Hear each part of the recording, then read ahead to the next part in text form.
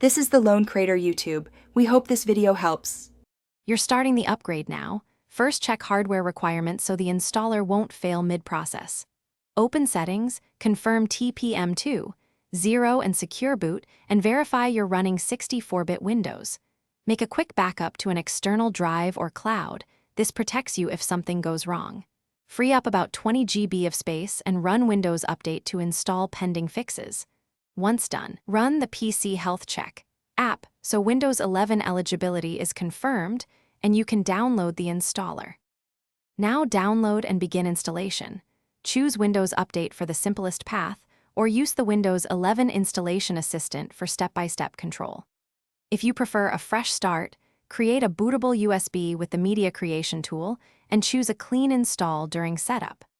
During the process, make sure your laptop stays plugged in, close any open applications, and keep your Microsoft account or local credentials handy. The installer will check compatibility again, copy files, and restart multiple times.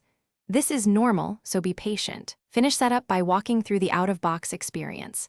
Choose privacy settings, connect your account, and enable features you want. Once on the desktop, open Windows Update and Device Manager to install any driver updates from your PC maker. This resolves most post-upgrade issues. If something goes wrong, like boot problems, restart into safe mode, run startup repair, or use system restore to return to your backup point. If the upgrade completely fails, use the USB installer to retry or revert to Windows 10 within the rollback window. Thanks for watching. Consider subscribing if we helped you.